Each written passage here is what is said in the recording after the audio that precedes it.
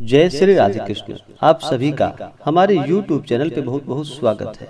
आइए जानते हैं जेठ मास के महत्व के बारे में। हिंदू धर्म में हर दिन का, हर पक्ष का, हर तिथि का और हर माह का अपना अपना विशेष महत्व माना गया है। उसी प्रकार से जेठ माह, जिसे कि ज्येष्ठ कहा जाता है, इसका एक अपना विशेष महत्व माना गया है। जेठ के महीने में भगवान श्री हरि विष्णु का पूजन करना, भगवान सूर्य देवता का पूजन करना, मंगल देवता का पूजन करना, यह बड़ा ही पुण्य फलदायक माना गया है।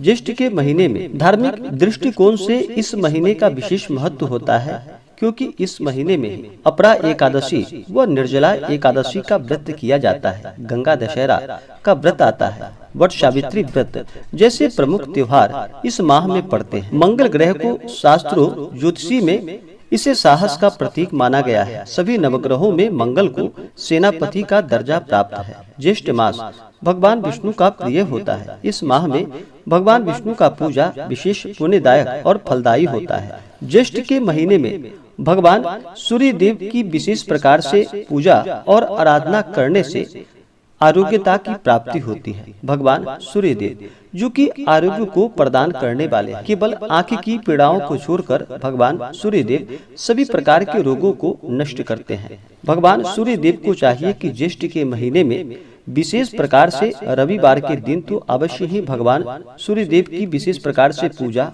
और अर्चना करनी चाहिए।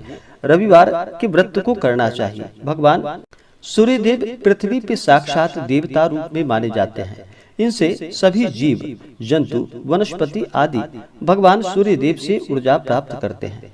ज्येष्ठ के महीने में प्रातः काल जहाँ तक हो सके सुबह ब्रह्म मुहूर्त में उठ करके नित्य क्रियाओं से निवृत्त हो करके गंगा नदी में स्नान करना चाहिए, या घर के नहाने के पानी में ही थोड़ा सा गंगा जल मिला करके स्नान करना चाहिए। शुद्ध वस्त्र धारण करके प्रत्येक दिन ज्येष्ठ के महीने में भगवान सूर्य देव को अवश्य ही अर्घ्य प्रदान करना चाहिए। भगवान सूर्य देव सभी प्रकार के आरोग्य को प्रदान करने वाले हैं, तो भगवान सूर्य देव को अर्घ्य प्रदान करना चाहिए। इससे आरोग्यता की प्राप्ति होती है। और भगवान विष्णु आदि का पूजन करना चाहिए।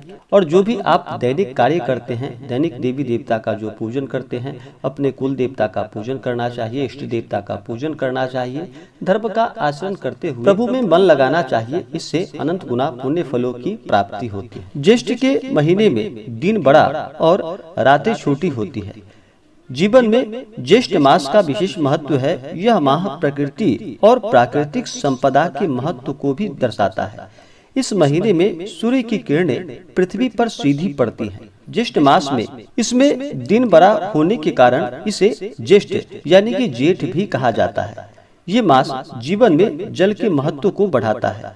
ज्येष्ठ मास की दूसरे पक्ष यानी कि शुक्ल पक्ष में गर्मी अधिक पड़ती है और इसी में निर्जला एकादशी का व्रत भी पड़ता है। ज्येष्ठ मास की शुक्ल पक्ष की एकादशी तिथि को निर्जला एकादशी का व्रत किया जाता है। यह व्रत जल के महत्व को बताता है और ज्येष्ठ मास में अनुशासित जीवन शैली को अपनाना चाहिए।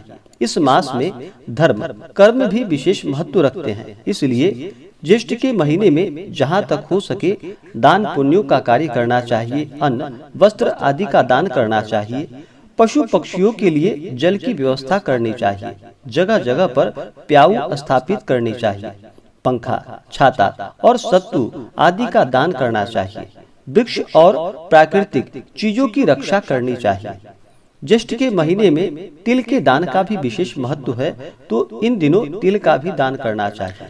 ज्येष्ठ के महीने में सबसे ज्यादा महत्व जल दान का होता है। शास्त्रों में जल का दान बड़ा ही श्रेष्ठ माना गया है। इस मास में जल का दान करना चाहिए। इससे भगवान विष्णु की विशेष कृपा प्राप्त होती है और जीवन में आने वाले सभी प्रकार के कष्ट दूर होते हैं।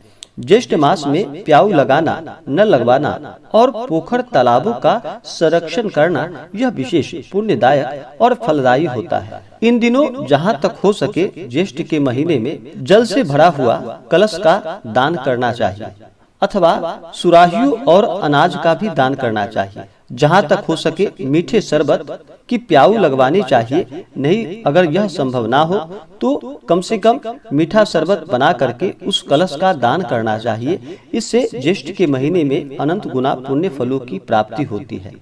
ज्येष्ठ के महीने में विशेष प्रकार से भगवान सूर्य देव का पूजन करना चाहिए। भगवान सूर्य देव को प्रसन्न करने के लिए ज्येष्ठ के महीने में विशेष प्रकार से प्रत्येक दिन भगवान सूर्य देव को अर्घ्य प्रदान करना चाहिए। अर्घ्य वाले जल में थोड़ा सा लाल चंदन और लाल पुष्प डाल करके उन्हें अर्घ्य प्रदान करना चाहिए। इससे आरोग्यता की प्राप्ति होती है और भगवान सूर्य देव अपना कृपा प्रदान करते हैं। भगवान सूर्य देव को अर्घ्य देते समय इन मंत्रों का उच्चारण करें तो यह बड़ा ही लाभकारी होता है। मंत्र: ओम एहि सूर्य सहस्त्रांशु तेजुरासे जगतपते अनुकंप मान भक्ता गृहाना अर्घ दिवाकर। इन मंत्रों का जप करना चाहिए। यह अगर संभव ना हो तो श्री दिवाकराय नमः, श्री भास्कराय नमः इन मंत्रों का उच्चारण करना चाहिए। इससे पुण्य फलों की प्राप्ति होती है। ज्येष्ठ के महीने में विशेष प्रकार से जो भी रविवार का व्रत करते हैं उन्हें रविवार के व्रत में बिल्कुल भी नमक ग्रहण नहीं करना चाहिए। रविवार के व्रत में नमक ग्रहण नहीं किया जाता है, इस बात का ध्यान रखें। रविवार के व्रत में एक समय मीठा भोजन ग्रहण करना चाहिए, वो भी सूर्यास्त होने से पहले ही एक समय मीठा भोजन ग्रहण करना चाहिए।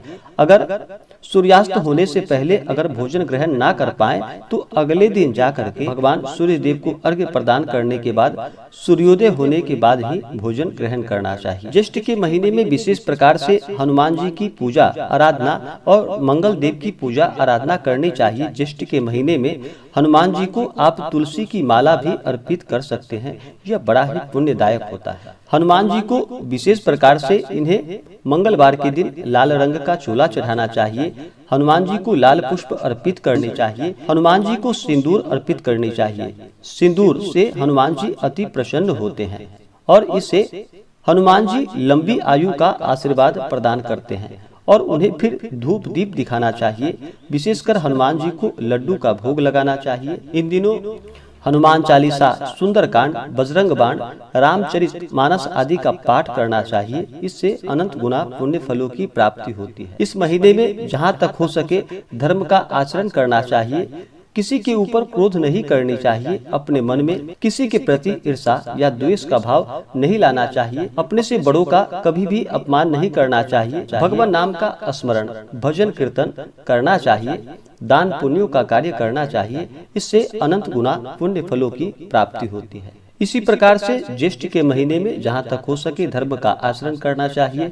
भगवान सूर्य देव का पूजन करना चाहिए। भगवान विष्णु का पूजन करना चाहिए। हनुमान जी मंगल देवता का पूजन करना चाहिए। यह बड़ा ही पुण्य फलदायक होता है और व्यक्ति के समस्त पाप और ताप नष्ट होते हैं।